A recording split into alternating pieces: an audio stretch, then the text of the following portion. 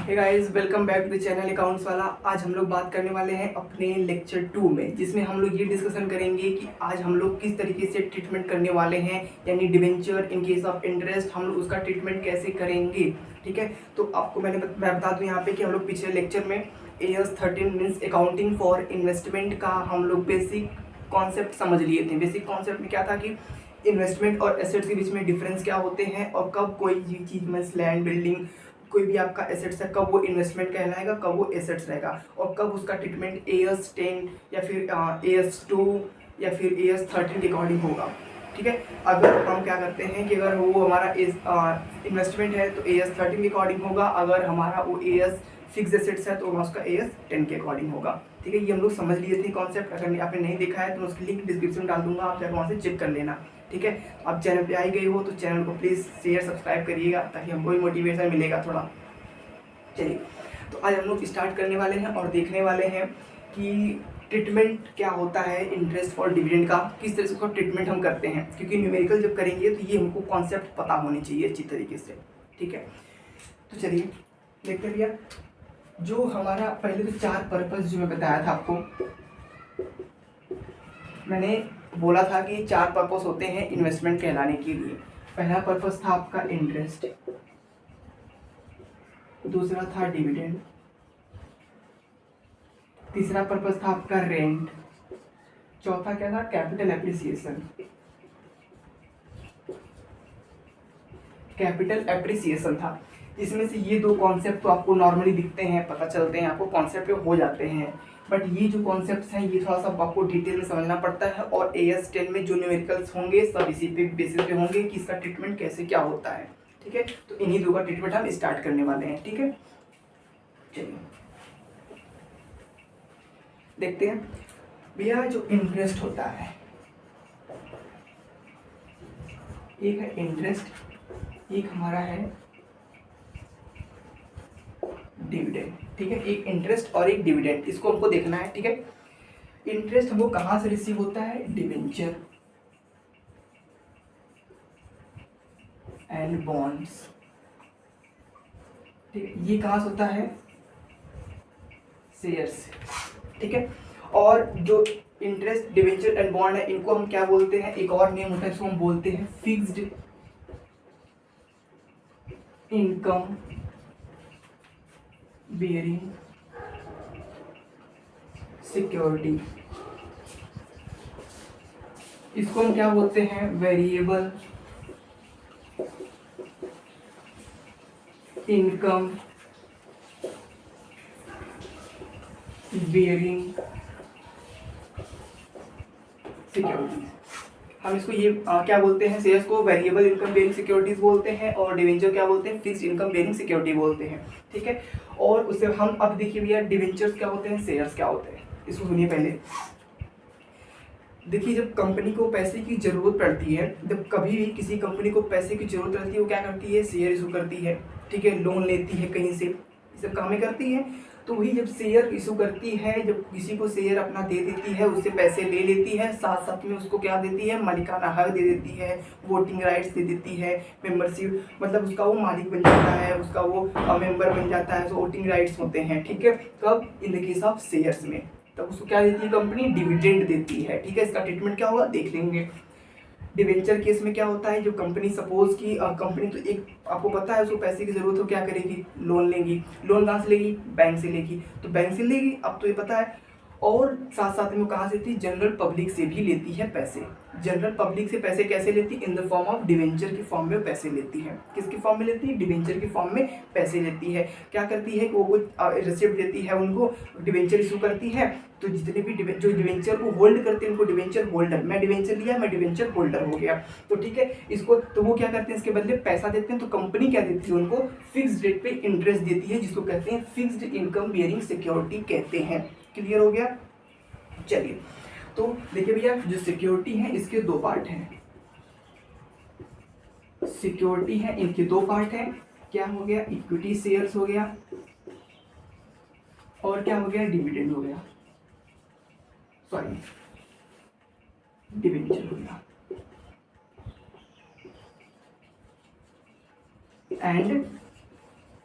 And bonds हो गया, debentures हो गया एंड बॉन्ड्स हो गया, ठीक है। सिक्योरिटी है, इसके दो पार्ट हैं, कौन कौन से, equity shares and debentures and bonds हो गए, ठीक है। अब हम लोग क्या करने वाले हैं, पूरी चर्चा इस पे होने वाली है, डिवेंचर्स एंड बॉन्ड्स पे होने वाली है, शेयर चर्चा इसके बाद में, मीन्स इसका डिस्कशन इसके बाद में होगा। हम लोग पहले किसका डिस्कशन करने वाले हैं, डिवेंचर्स एंड बॉन्ड का डिस्कशन करने वाले हैं। इसमें समझने वाले हैं कि जब हम लोग इसको परचेज करेंगे, जब इसको हम सेल करेंगे, इसका किस तरीके से ट्रीटमेंट होगा, इंटरेस्ट का ट्रीटमेंट किस तरीके से होगा, इसका ट्रीटमेंट परचेज करने पे और बेचने पे इसका ट्रीटमेंट किस तरीके से होगा, इसमें हम समझने वाले हैं, ठीक है। चलिए इसका स्क्रीनशॉट लीजिए और तैयार रहिए नोटबुक लेके अपनी, ठीक है।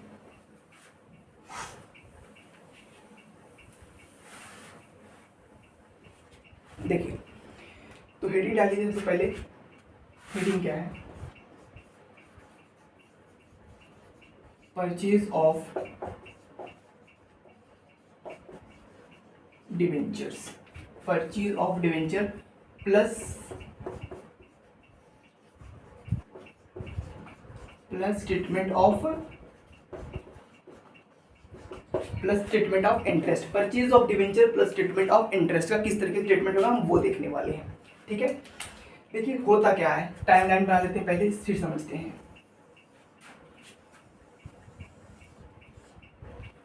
ठीक है। हमारा अकाउंटिंग स्टार्ट होता है 1/4, ठीक है, 24 से 24 मान लेते हैं, और मिड में होता है हमारा सितंबर 30/9/24, और एंड होता है हमारा 31/3/25 में, ठीक है।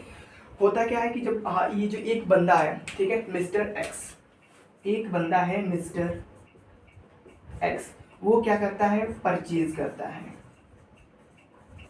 परचेज करता है, डिवेंचर परचेज करता है, कहाँ से करता है, यहाँ से परचेज करता है, रिलायंस इंडस्ट्री लिमिटेड, RIL में शॉर्ट में लिख रहा हूँ, आप लोग पूरा लिखिएगा, रिलायंस इंडस्ट्री लिमिटेड से वो परचेज करता है।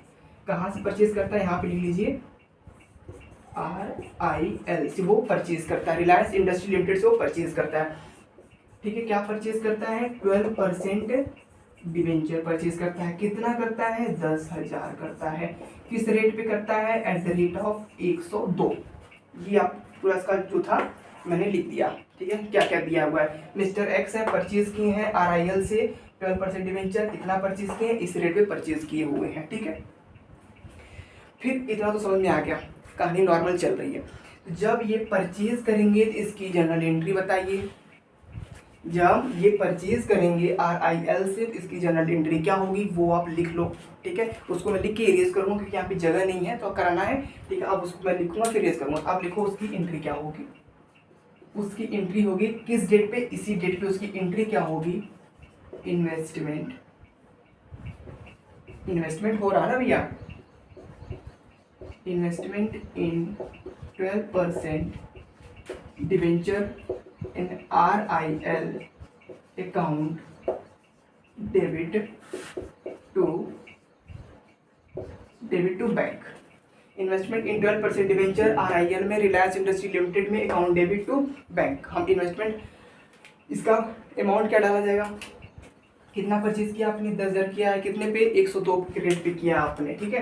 कितना परचेज किया हुआ है आपने, 10,000 किया हुआ है, 102 के रेट पे किया हुआ है, अमाउंट इसका कितना हो जाएगा, ठीक। यहाँ भी आप डाल दे अमाउंट, ये हो गया इसकी जनरल एंट्री, ये पास हो गई इसकी जनरल एंट्री, ठीक है। ये आप परचेज किए हो तब की जनरल एंट्री होगी, डेट क्या इसमें डालेंगे, 1/4/24, ठीक है। 1/4/24 यानी 1 अप्रैल को अकाउंटिंग स्टार्ट हुआ, उस दिन आपने मिस्टर एक्स ने ये परचेज किया, मिस्टर एक्स के अकाउंट में ये एंट्री पास कर दीजिए, नोट कर लीजिए, इसको मैं रेज करने जा रहा हूँ। चलिए अब आगे देखिए, आगे कुछ यूं होता है कि 31 मई को क्या होता है, एंट्री होती है मिस्टर वाई की, जो मिस्टर वाई होते हैं इनकी एंट्री यहाँ पे होती है।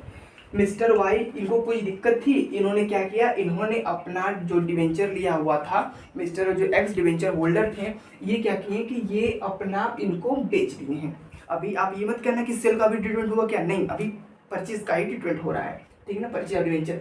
इन्होंने क्या किया, इनको दे दिया, ठीक है, चलो बढ़िया भैया। इन्होंने क्या किया, इनको पूरा अपना ये इनको दे देते हैं मिस्टर वाई को। तो मिस्टर वाई को अब क्या होगा कि ये 4 महीने जो बचे हैं, मीन्स छठा महीना, 7वां महीना, 8वां महीना, यानी 5वें के लिए, 6वें के लिए, 7वें के लिए, 8वें के लिए, ये 4 महीने जो हो गए ना, 4 महीने सितंबर में पूरा होगा ना, तो ये 4 महीने जो बचे, 4 महीने, ये 4 महीने होल्ड कौन कर रहा है, मिस्टर वाई होल्ड कर रहे हैं।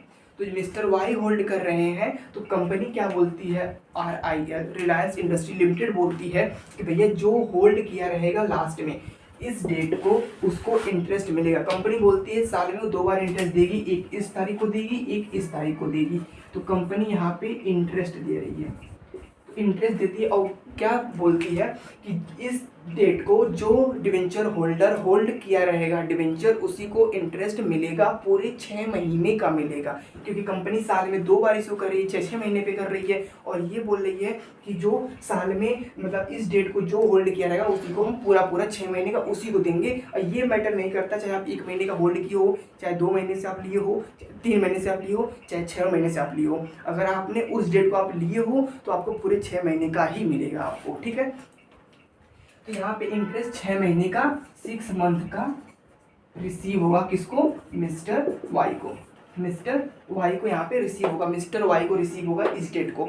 आप कहेंगे वाह बढ़िया, अरे भैया 31 4 ही महीने होल्ड किए मिस्टर वाई, इनको पूरे 6 महीने का इंटरेस्ट आप दे रहे हो।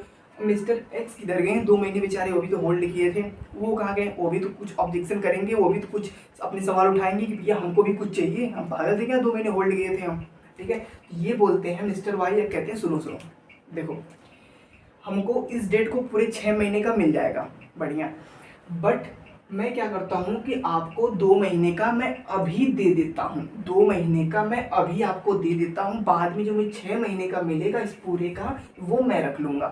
तो ये भी ठीक है, अच्छी बात है। तो मिस्टर वाई थोड़ा समझदार थे, इनको परेशान ना होने दिया, बल्कि इनको बताया कि भैया आप अभी हमसे 2 महीने का इंटरेस्ट रख लो, जितना आपने होल्ड किया था, बाकी जब मुझे एंड में मिलेगा तो पूरा मैं रख लूँगा। तो ये भी सहमत, ये भी सहमत, ये भी सहमत। और ये क्यों सहमत, क्योंकि इनको ढूंढना नहीं पड़ेगा भैया, ये इसलिए ये तो इनको देना, बोलते हैं भैया देखो जो लास्ट में होल्ड करेगा मैं उसी को दूंगा, मैं ढूंढने नहीं चाहूँगा कि किसके पास गया है, ठीक है, जो लास्ट में रखा रहेगा मैं उसी को दे दूंगा सीधा।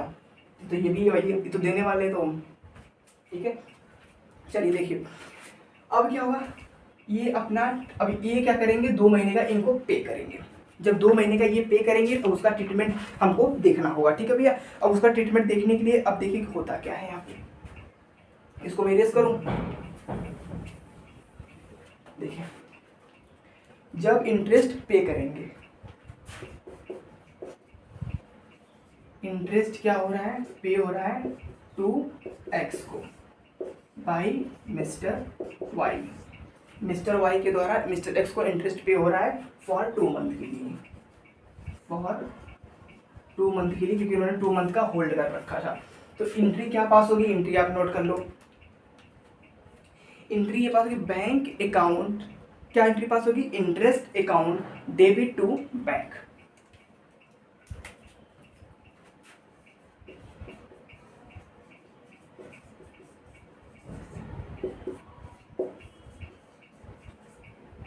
Interest account debit to bank. अब कितना देंगे इनको, कितना देंगे भैया, 2 महीने का आप निकाल लो, 2 महीने का आप निकाल लो, 10,000 था, 10,000 इंटू 100 करोगे फेस वैल्यू, मैं लिख ही देता हूँ, देख लो 10,000 टोटल रखा था इंटू फेस वैल्यू, और कितने रेट पे, 12%, 12/100 12% रेट पे, और कितने मंथ के लिए होल्ड किया था, 2 महीने के लिए किया था, इंटू 2। चलिए देखिए भैया, देखिए थोड़ा सा कैमरे का इशू है, मैंने यहाँ पे बता दिया था, थोड़ा कैमरे की प्रॉब्लम है, थोड़ा सा एडजस्ट करिएगा आप, ठीक है। तो मैं यहाँ पे सॉल्व कर दिया था पर रिकॉर्ड नहीं हुआ था वो, ठीक है। देखिए अब यहाँ पे हम लोगों ने देखिए 2 मंथ का निकालना था, हम लोग एंट्री दे दिया, इसको 2 महीने का हम लोग मिस्टर एक्स को वाई ने दे दिया, ठीक है। अब होगा क्या कि इस तारीख को 30 सितंबर को मिस्टर वाई को भी इंटरेस्ट मिलेगा, 6 महीने का मिलेगा ही मिलेगा, तो हम पढ़े अभी। तो एंट्री आप देख लीजिए, वहाँ पे एंट्री सेम एंट्री होगी कि इंटरेस्ट अकाउंट डेबिट होगा, interest account debit to bank होगा, कितने महीने के लिए मिलेगा, 6 महीने के लिए मिलेगा। तो interest account debit to bank होगा, यहाँ पे देख लीजिए इरेज कर देते हैं। अमाउंट ये हम लोग पे कर चुके हैं 2 महीने का उनको। अब यहाँ पे क्या होगा, interest account debit to bank होगा, फेस वैल्यू मिलेगा 12% इनका था, और कितने मंथ के लिए मिलेगा, 6 महीने के लिए मिलेगा। ठीक है, तो हुआ क्या, 100 इससे क्या 60,000 रुपये, 60,000 रुपये मिलेगा। किस डेट को मिलेगा, 30/9/24 को मिलेगा। किसको मिलेगा,